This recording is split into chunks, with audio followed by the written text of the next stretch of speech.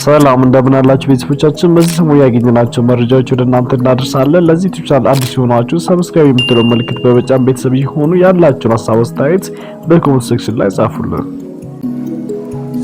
አጀንዳችን ኢኮኖሚያችን እያደገ ነው፣ ህዝባችን እያደገ ነው። ከምጽዋ እስከ ሶማሌ 5000 ኪሎ ሜትር ነው ሲሾሩ ትልቅ ሀብት ነው። ልናለማው አልቻልንም። ሌሎች ናቸው ከሌላ ቦታ መጥተው እንደፈለጉ የሚያደርጉት። ትንሽዬ አክሰስ ጋራንቲ ስጡ። እኛ ከፈረስን ሁላችሁ ጠፋላችሁ።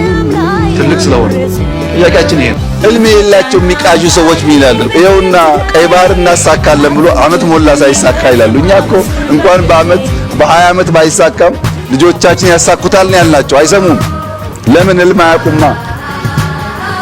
ህልም ማንም ሰው ብልጽግናን ለማረጋገጥ ቢናደድ፣ ቢበሳጭ፣ ቢቆጣ፣ ቢናገር በተቋማዊ ስርዓት ውስጥ የሚናገረው ለብልጽግና ቆረቆራለሁ ብሎ ከብልጽግና አሰራር ውጭ ከተጫወተ ለብልጽግና አልቆመም። መቼስ ሐሳብ አይደለም ሰው ታርዶ እያየን ነው።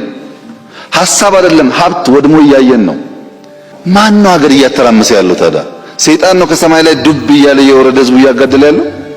ይሄን የሚያደርገው ብልጽግና ውስጥ የተሰገሰገ ሌባና እናንተ ውስጥ የተሰገሰገ ሌባ ነው። በነገራችን ላይ ቀይ ባህር ያስፈልገናል ኢምፖርታንት ነው የማይል ዓለም አለ እንዴ? ከምስራቅ ጫፍ ከምዕራብ ጫፍ ያስፈልጋል እኮ እዚህ ያሉ ሰፈራችን። ምን ነው እኛ ስንፈልገው ኖሮ ነው። መግደል የሚያስቡ ሰዎች ፈሪ ብቻ ሳይሆን ቅዘናሞች ናቸው። ለማጥቃት የሚውሉ ሱሳይድ ድሮንን ጨምሮ በኢትዮጵያ ውስጥ በዚህ ልክ ተመርቶ ማየት ለእንደኛ አይነት ህልመኛ ግለሰቦች በጣም አስደማሚ ውጤት ነው። ማንንም የማውረድ ፍላጎት የለንም። በቢዝነስ ህግ ግን የማያወላዳ ምርጫ እንፈልጋለን። ግን ኢትዮጵያ ወደ ኤርትራ፣ ወደ ሶማሌ፣ ወደ ጅቡቲ፣ ወደ ኬንያ ወይም ወደ ሌላ ጎረቤቶቻችን አንድ ጥይት የመተኮስ ፍላጎት የላትም። በሉዓላዊነታቸው ጥያቄ የላትም። እያልን ያለነው በአፍሪካ ምርጥ አየር መንገድ አለን፣ እሱን ንጋራና ውሃ አጋሩን። በአፍሪካ አንደኛውን ግድብ ገንብተናል፣ እሱን ንጋራና አጋሩን። እናንተም ችግር አለባችሁ ኢኮኖሚ፣ እኛም ችግር አለብን፣ ተያይዘን እንደግ ነው ያልነው። አየር መንገድን ንጋራ ማለት እንዴት ጦርነት ሊሆን ይችላል? ህዳሴ ግድብ እኮ ስሙ ራሱ ኩራት ነው፣ እንኳን ልትጋራው ቀርቶ በስንት መከራ እኮ የገነባነው ጉዳይ ነው። እሱንም ቢሆን እንጋራ፣ ግድ የለም ፍሬሽ ውሃ እንጋራ ነው እየተባለ ያለ። ይህንን ጉዳይ በሰከነ መንገድ በሰላማዊ መንገድ መወያየት ጥሩ ነው። ከ2016 ክረምት አጋማሽ ጀምሮ እስከ ዛሬ ዳር 2017 ድረስ ወጣት ሳይንቲስት ፋኖች ዝግጅቶችን አገኘን። አስፈላጊ ሆኖ ሲገኝ ስበን እንመታለን፣ ስበን እንመታለን። የማመን ስትራቴጂ ግን የቀን ተቀን የውጊያው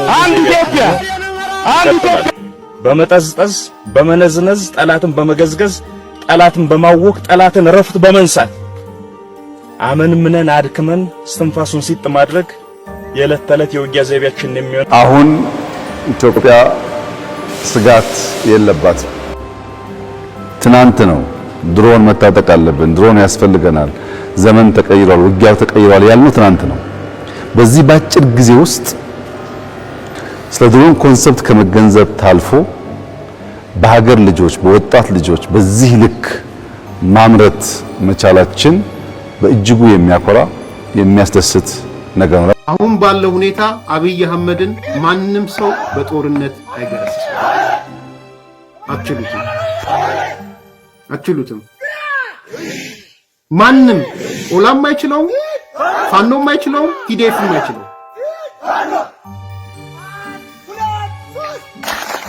ቢተባበሩም አይችሉም። ሪያሊቲው እሱ ነው። ምክንያቱም የፈል እስከ ማክሲመም መሄድ እስካለበት ርቀት የሚሄድ ነው። ዘመነ ካሴ አንተ የሌባ ተቀባይ፣ አንተ የደም ነጋዴ፣ አንተ የዘራፊ